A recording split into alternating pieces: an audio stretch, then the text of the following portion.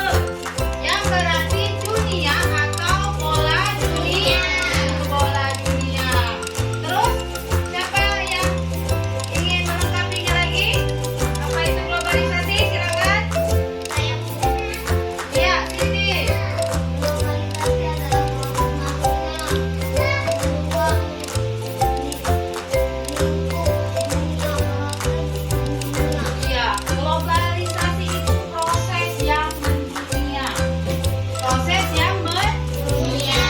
Apa penyebabnya? Ayo, siapa yang tahu? Masih ingat? Apa penyebab dari globalisasi? Saya, Bu. Iya, Sigit. 1. Perkembangan teknologi. 2. Perkembangan berkomunikasi dan informasi. 3. Perkembangan transportasi, Bu. Iya, penyebab dari globalisasi itu yang pertama perkembangan teknologi.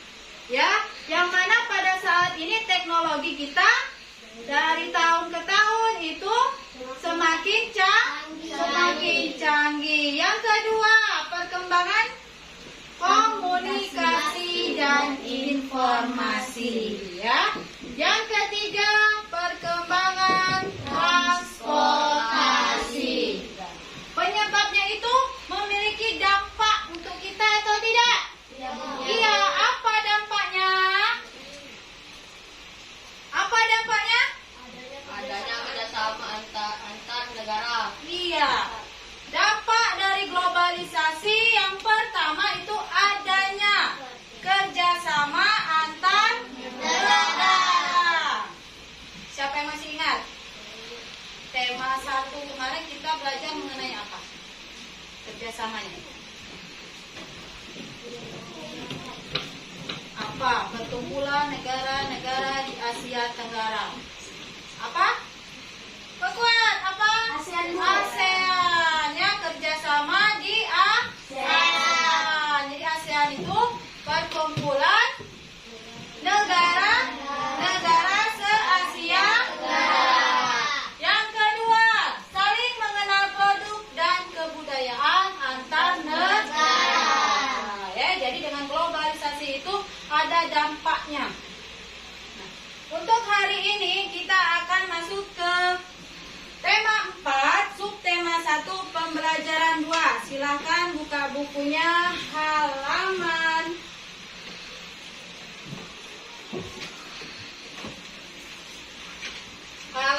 10.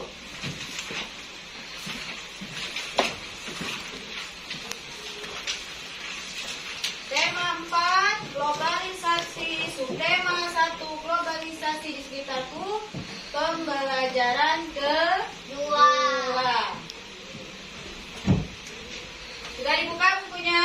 Sudah. Pembelajaran hari ini itu kita akan meliputi tentang mengidentifikasi ciri-ciri dari reklame. Ya. Jadi yang pertama kita akan mengidentifikasi ciri-ciri dari reklame.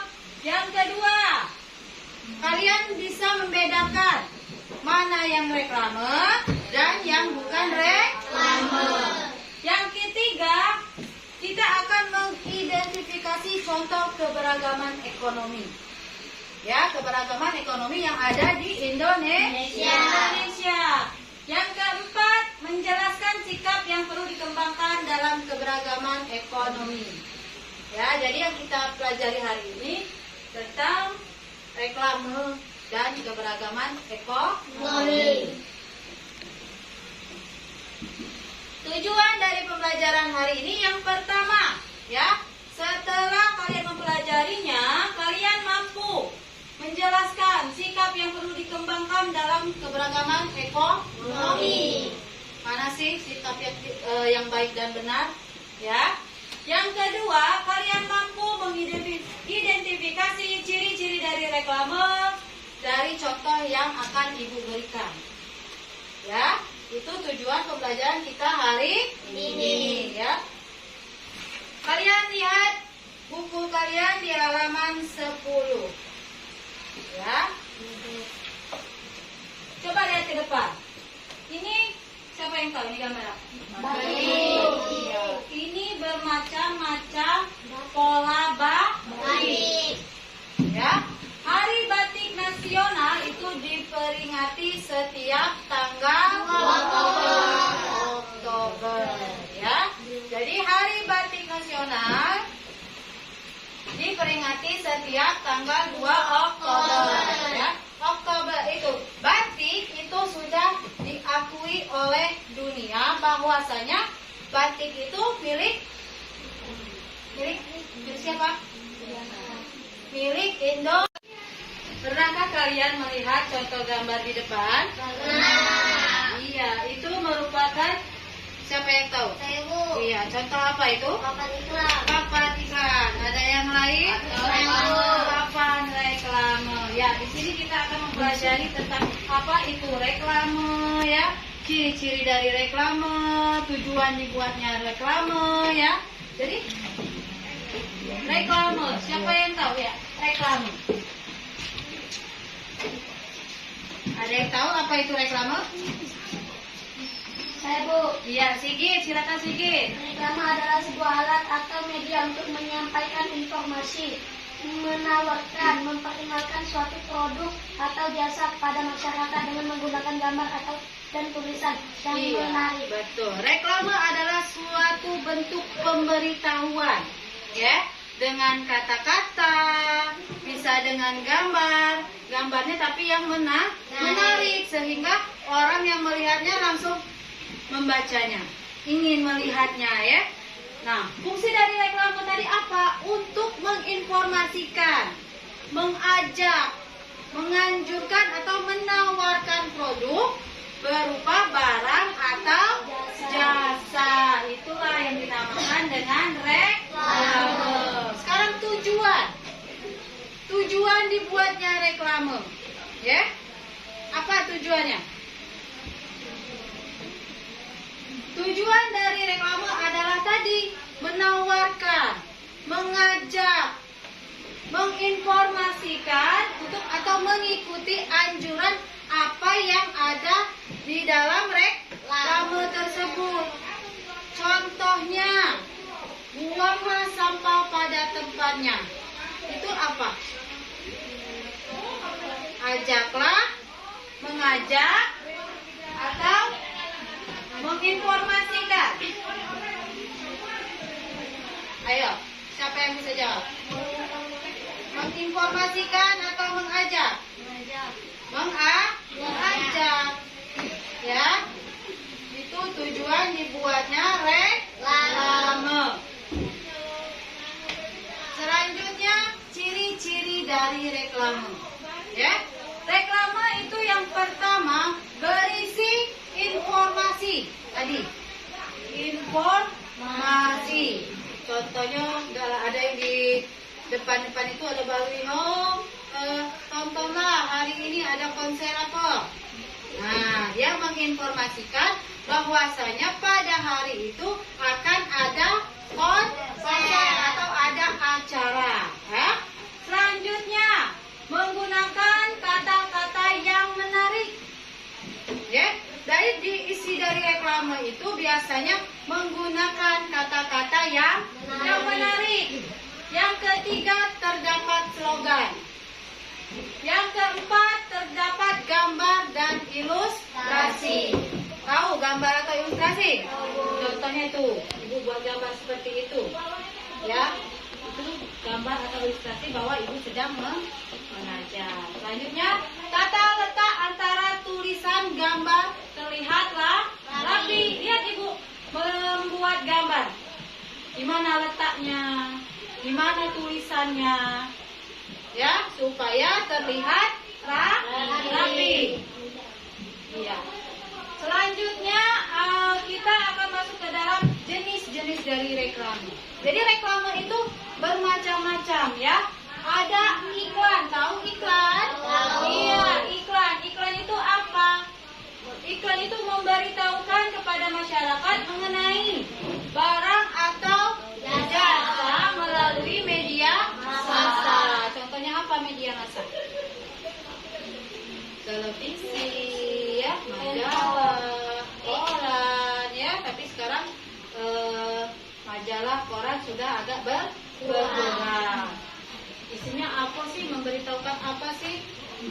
Lihat iklan-iklan yang ada di televisi. Yang kedua itu poster. Poster adalah reklame yang berukuran agak besar. Terdapat gambar dan tulisan. Ya. Selanjutnya ada baliho. Sekarang banyak. Apalagi kita bentar lagi masuk ke dalam pemilihan presiden, pemilihan kepala daerah, ya. Sudah banyak baliho-baliho yang dipasang. Selanjutnya ada spanduk. Spanduk yang seperti apa sih, Bu? Ya, spanduk itu reklame yang terbuat dari kain yang panjang, ya. Ada plakat. Plakat itu reklame yang berukuran lebih kecil dari poster. Selanjutnya ada buklet. Reklame berbentuk buklet kecil atau lembaran panjang yang dilipat-lipat. Seperti buklet itu ada, lihat kalian di counter-counter HP, dilipat-lipat bermacam-macam jenis HP, harganya. Itu contoh dari buklet.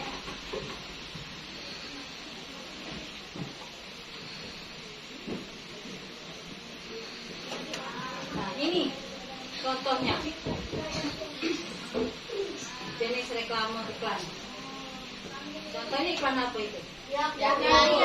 Iklan Yakult. Di sini dia memberitahukan masyarakat mengenai barang atau jasa melalui media massa. Jadi dia itu memberitahukan atau mempromosikan jualan mereka, yaitu berupa Yakult. Yang kedua ada tadi poster. Nah, ini contoh dari poster. Ya, dia berukuran agak besar, terdapat gambar dan tulisan. Selanjutnya ada baliho. Ini sukses kantor, pemberitahuan, ya. Contohnya reklame yang berukuran sangat besar. Ini contoh dari baliho, spanduk.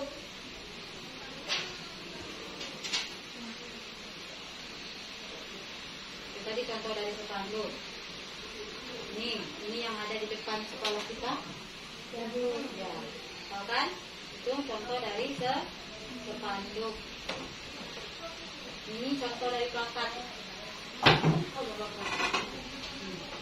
Ya. Ini contoh dari plakat reklame yang berukuran lebih kecil dari poster. Selanjutnya ada buklet. Ya, itu contoh dari buklet kata Ibu tadi. Kalau di counter HP ada yang berlipat-lipat, dia mempromosikan apa? Kalau yang di counter HP, di handphone, ya. Itu contoh dari buklet. Jadi reklame. Reklame itu ada dua macam. Ada reklame komersil dan reklame non komersil, ya. Reklame komersil itu sifatnya menawarkan barang atau produk. Ayo, contoh reklame apa tadi yang menawarkan barang atau produk? Reklame apa? Poster, Bu. Iklan, poster, ya. Dia menawarkan barang atau produk. Ada lagi yang kedua itu reklame non komersil, ya. Sifatnya mengajak orang lain atau memberikan anjuran yang baik. Contohnya tadi apa? Di sekolah tadi apa? Menggunakan masker. Nih. Ya, selamat datang. Terus kawasan wajib pakai masker. Berarti dia menyarankan bahwa kita kalau ke sekolah harus menggunakan masker. Sudah, Mas? Kita lanjut. Contoh dari baliho, spanduk.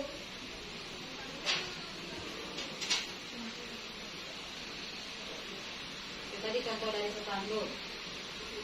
Ini yang ada di depan sekolah kita. Ya, tahu kan? Itu contoh dari spanduk. Ini contoh dari plakat. Ya. Ini contoh dari plakat reklame yang berukuran lebih kecil dari poster. Selanjutnya ada buklet. Ya, itu contoh dari buklet kata ibu tadi. Kalau di counter HP ada yang berlipat-lipat, ya, mempromosikan apa kalau yang di counter HP, handphone, ya. Itu contoh dari buklet. Jadi reklame. Reklame itu ada dua macam. Ada reklame komersil dan reklame non komersil, ya. Reklame komersil itu sifatnya menawarkan barang atau produk. Ayo, contoh reklame apa tadi yang menawarkan barang atau produk? Reklame apa? Poster, Bu. Iklan, poster, ya. Dia menawarkan barang atau produk. Ada lagi yang kedua itu reklame non komersil, ya. Sifatnya mengajak orang lain atau memberikan anjuran yang baik. Contohnya tadi apa? Di sekolah tadi apa? Menggunakan masker. Nih. Ya, selamat datang. Terus kawasan wajib pakai masker. Berarti dia menyarankan bahwa kita kalau ke sekolah harus menggunakan masker. Sudah, Mak? Lanjut.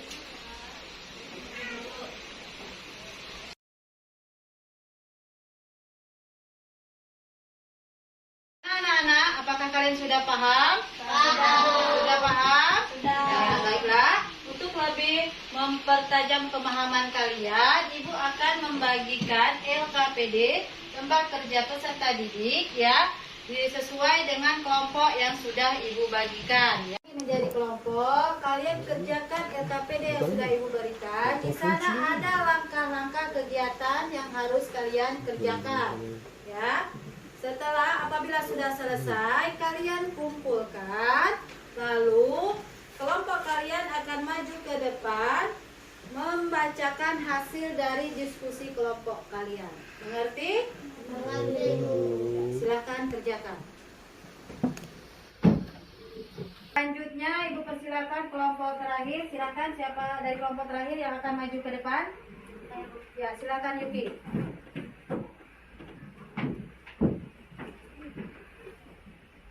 Reklame adalah sebuah alat atau media untuk menyampaikan informasi, menawarkan, memperkenalkan produk atau jasa kepada masyarakat. Betul apa salah? Benar. Betul. Ya, kasih tepuk tangan untuk Yuki. Ya, jadi reklame adalah sebuah alat. Terima kasih Yuki, silakan duduk. Ya, reklame adalah sebuah alat atau media untuk menyampaikan informasi, menawarkan, memperkenalkan suatu produk atau jasa kepada masyarakat dengan menggunakan gambar dan tulisan yang menarik. Baiklah anak-anak, apa yang kita dapat pelajari untuk hari ini? Baiklah, setelah yang kita pelajari hari ini, siapa anak-anak pembelajaran hari ini? Capek, lapar. Ya. Bagaimana kalau sekarang kalian coba tarik nafas kalian pelan-pelan, buang dari mulut. Ya, sekali lagi tarik nafasnya, buang dari mulut. Bagaimana keadaan kalian setelah tarik nafas panjang-panjang lalu kalian hembuskan? Bagaimana perasaannya? Lebih rileks, lebih tenang, ya. Baiklah, selanjutnya coba kalian letakkan atau kalian hentikan kegiatan kalian. Coba kalian pejamkan mata kalian. Tarik nafas kalian dari hidung, lalu buang dari mulut. Sekali lagi, tarik nafasnya dari hidung, lalu buang dari mulut. Selesai. Bagaimana rasanya anak-anak setelah melakukan tarik nafas panjang-panjang? Bagaimana rasanya?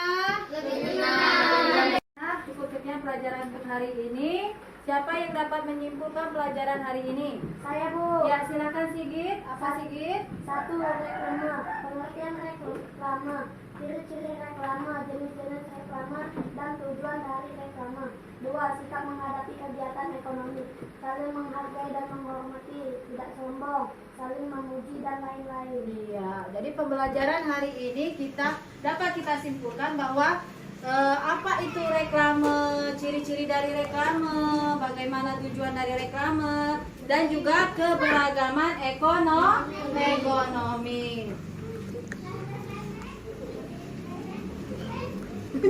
Ulangi. Tepuk tangan untuk Sigit. Dan untuk pembelajaran hari ini, silakan Sigit tutup pembelajaran hari ini dengan berdoa. Siap. Baca doa. Bismillahirrahmanirrahim. Wal asri innal insana lafi khusri illa allazina amanu wa amilus solihati wa tawassau bil haqqi wa tawassau bil sabri. Shadaqallahul azim.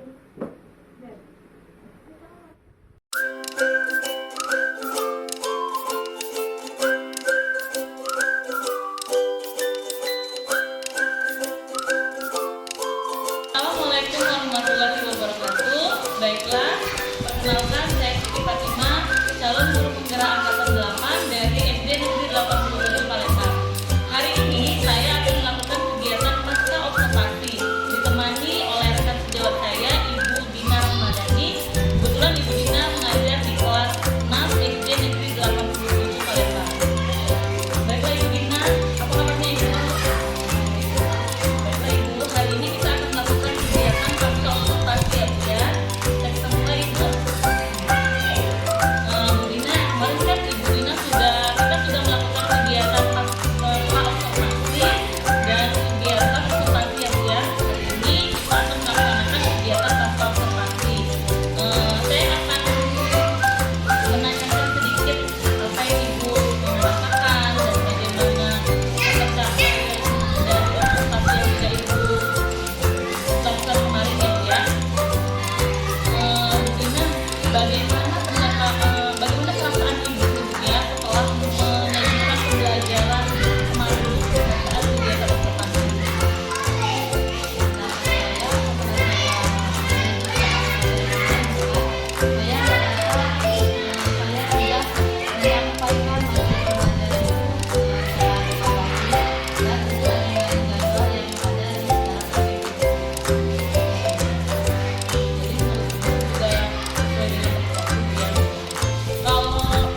Proses pembelajarannya apakah sudah sesuai dengan yang Ibu rencanakan pada saat kegiatan observasinya Ibu bagi penjelasan kemarin?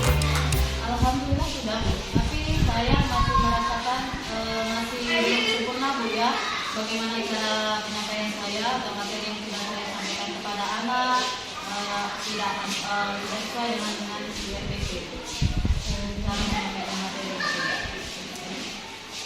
Kalau seperti itu Bu, dapatkah Ibu menceritakan hal-hal yang Ibu rasakan memuaskan, kemudian hal-hal yang menurut Ibu belum memuaskan dalam proses pembelajaran kemarin? Hal-hal yang saya rasakan memuaskan Bu ya, mungkin saat saya melakukan kegiatan pembelajaran, saya merasa puas ketika anak-anak memperhatikan materi yang saya berikan. Jadi menurut Ibu anak-anak itu sudah memperhatikan Ibu Bagaimana cara saya menjelaskan materi yang saya berikan? ya Ibu. Kalau perkiraan Ibu mengenai ketercapaian tujuan pembelajaran sesuai dengan kegiatan pra-observasi kemarin bagaimana Bu? Pencapaian tujuan saya merasa masih ada kekurangan Bu ya. Mungkin dari cara saya menyampaikan materi kepada anak-anak, atau mungkin bahasa yang saya gunakan itu sulit mereka terima. Contohnya Bu, misalnya kita menggunakan bahasa daerah atau Bu ya, atau bahasa-bahasa yang belum mereka pahami. Jadi misalnya kita misalnya kita pakai bahasa Indonesia, mungkin kan anak-anak ada yang tidak mengerti atau seperti itu ya Bu ya.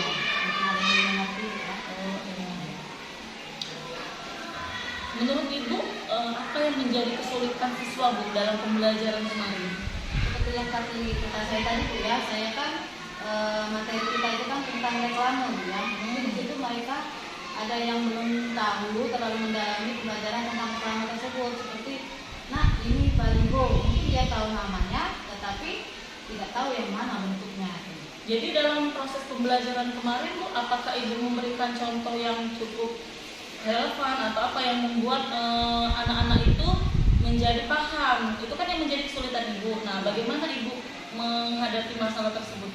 Ketika saya kemarin mengajarkan pembelajaran Bu ya, sebelumnya kita kan menggunakan PPT Bu ya. Sebelumnya saya memberitahu bahwa reklame itu bermacam-macam, ada baliho, ada spanduk. Nah, mereka tahu namanya saja Bu ya. Ketika itu saya tampilkan melalui PPT, nah ini loh yang namanya baliho, ini ya yang namanya spanduk, mereka langsung paham, oh itu Bu ya.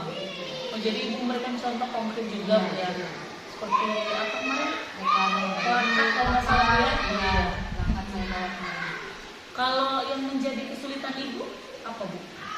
Mungkin yang menjadi kesulitan saya Bu ya, belum terlalu mendalami pembelajaran diferensiasi dan pembelajaran sosial emosional yang Ibu berikan kemarin Bu. Kalau menurut Ibu sejauh pemahaman Ibu gitu ya, pembelajaran yang berdiferensiasi itu seperti apa Bu? Mungkin yang Kalau di kegiatan observasi kemarin kan Ibu sudah membagi kelompok seperti itu kan ya?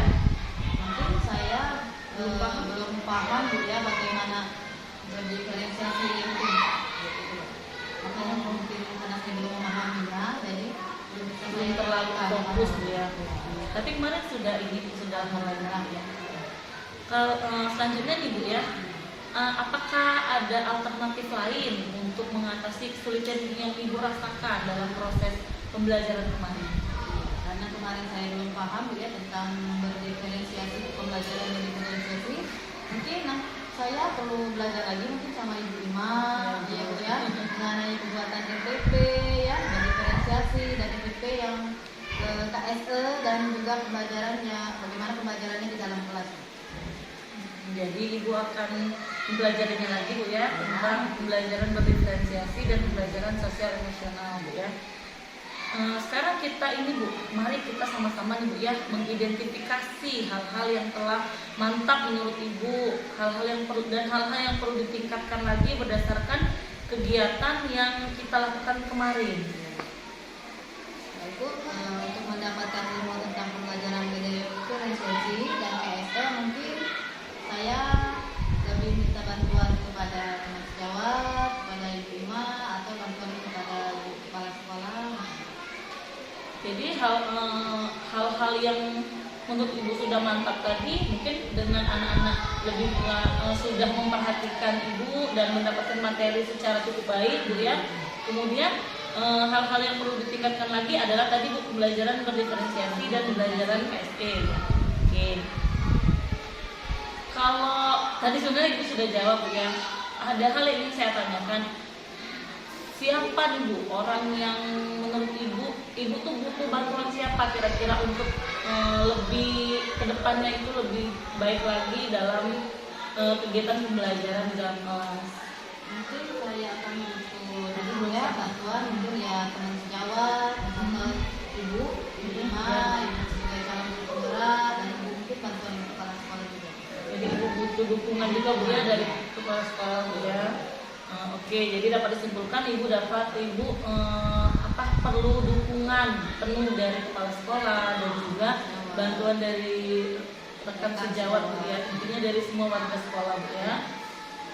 Dengan demikian Ibu, apa yang Ibu lakukan untuk pertemuan berikutnya Bu, supaya apa yang menjadi kesulitan Ibu tadi dapat Ibu minimalisir? Untuk pertemuan berikutnya mungkin Bu ya, saya akan lebih mempersiapkan diri lagi untuk lebih maju dan bagaimana cara pembuatan RPP berdiferensiasi dan KSE, dan bagaimana cara menyampaikan materi yang lebih baik lagi dan mudah diterima orang. Luar biasa Ibu ya Bu ya. Nah, sebelum kita ke refleksi nih Bu, ada nggak Bu pesan dan pesan yang ingin Ibu sampaikan dalam pembelajaran dalam kegiatan observasi kita kemarin nih Bu? Untuk Bu Ima, pesan saya terima kasih kepada Ibu Ima ya yang sudah melaksanakan kegiatan coaching kepada saya, dan kedepannya mungkin saya dapat memperbaiki diri dan kekurangan saya Bu ya. Dan saran saya semoga kegiatan ini jangan berhenti di sini Bu ya. Ya.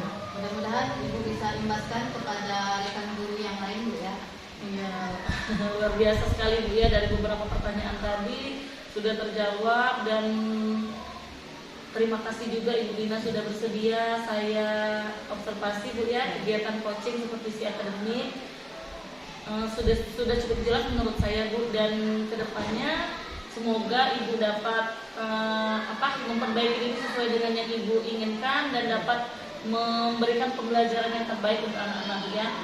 Sekarang ini Bu, saya ingin mendengar nih Bu refleksi dari Ibu dari kegiatan kita selama kemarin pra-observasi, kemudian observasi, dan juga pasca observasi ini. Bagaimana Bu menurut Ibu, perasaan yang Ibu rasakan? Untuk hasil dari observasi kemarin, observasi sampai saat ini Bu ya. Jadi dari kegiatan coaching seperti si akademik yang sudah kita lakukan, dari mulai pra-observasi, observasi, dan terakhir di kegiatan pasca observasi ini, tentunya kegiatan ini membantu saya menemukan hal-hal yang baru Bu ya, mulai dari pembelajaran berdiferensiasi dan ke KSE dalam pembelajaran. Oke, jadi dapat saya simpulkan Bu ya, bahwasannya kegiatan yang sudah kita lakukan ini bermanfaat Bu ya.